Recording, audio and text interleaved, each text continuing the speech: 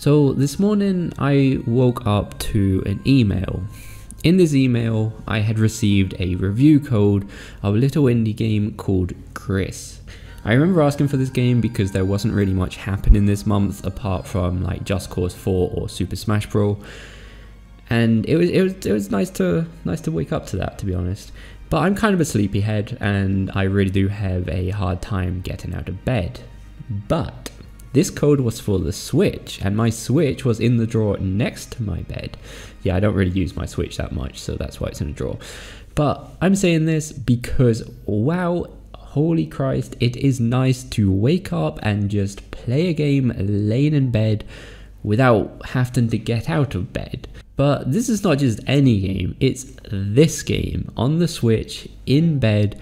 Was one of the most underrated things I can ever think of, especially that early in the morning, even though the morning's not that early for somebody like me, but whatever. And that's really if we even consider this a game.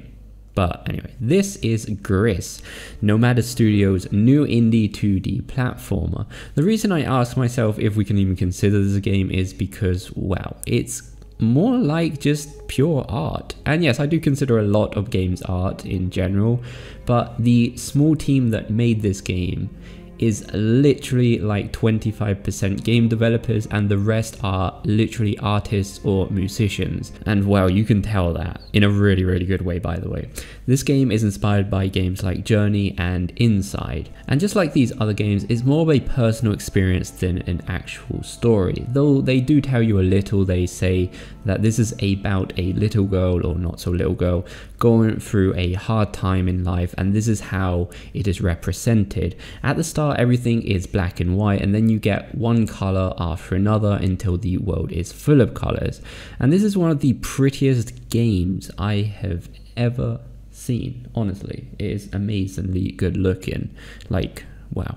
But anyway, let's start analyzing this game. Let's start by the gameplay.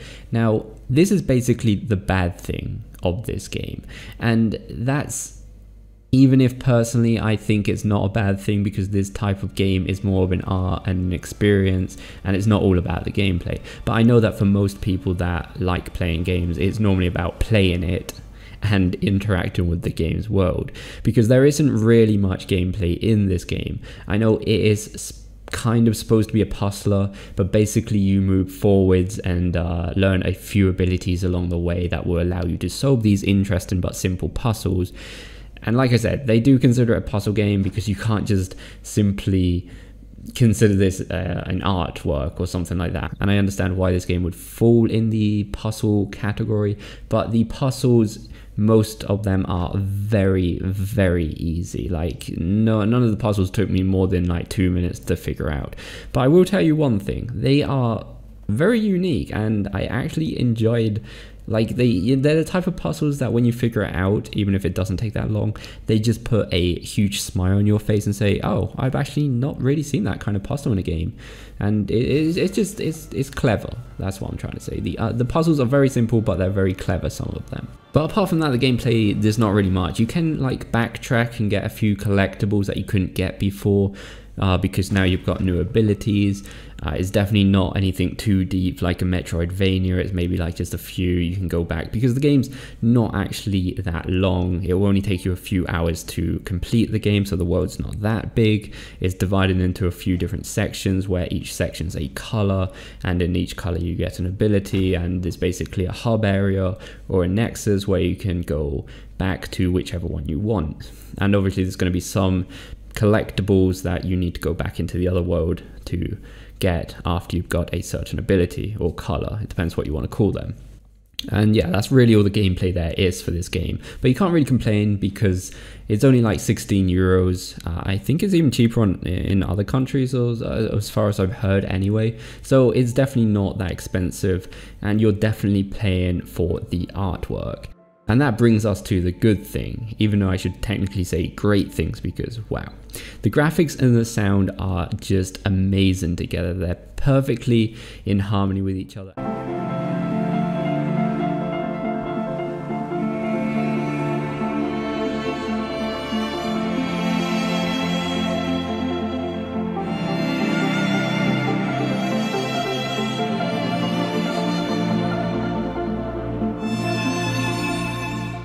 And this is considering, this is very interesting by the way, when the musicians asked the developers what they would like for the game, the developers literally just showed them a very, very basic drawing. This is like 2 years before development or before the game was released, and that's all they had to go on. Like, they literally had a very simple hand-drawn scenery, just one little image, more like a squirrel more than anything, and they literally nailed it perfectly. And by the way, you should definitely go and check out the behind the scenes for this game because it's kind of an interesting watch. So like I said before, this game is basically pure art. The game almost looks hand-drawn completely, and even though most of it is hand-drawn, they did mention that they used some kind of a programming trick or something like that to get it to look completely hand-drawn, and they did a really good job of it. I mean, like, anywhere you go in this game, it really does look like it's being hand-drawn, and it's all unique, and the assets and all that, it looks really, really good.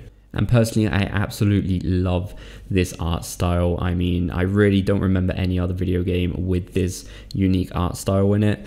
And it's kind of cool because the game starts in black and white and then you get a red. Oh, and by the way, personally, I absolutely love the looks of this game when it's just black, white, and red, because it really, really reminds me of Journey in like the red scenes of the desert in that game. And that is one of my all-time favorite games, but that's more of a personal thing. The game looks amazing no matter how many colors you've unlocked, even if it's just black and white. It absolutely looks amazing. And if you add all this to the amazing soundtrack, it's just a massive emotional piece of art. Like, really, it's just this, like, if you've got somebody that doesn't consider video games art, just show them this game. Just show it to them. So really what I'm trying to say, if you're looking for a heavy story game with a lot of gameplay mechanics, or simply a puzzle game that is going to like test your godlike IQ, then this is definitely not the game for you. But if you're like me and you can really appreciate a unique experience, something like Journey, where you just enjoy the scenery and the world you're in and the music and it all comes together, go and buy this game, like right now. Like, what are you waiting for? Why are you still watching this? And though this game is on PC as well as the Switch, I really think that playing this game on the Switch in portable mode, laying in bed with the lights out at night with some really good headsets, it's just like the most mesmerizing and relaxing thing I have ever experienced. So from me, it is an easy 8.5 out of 10, and we need more games like this.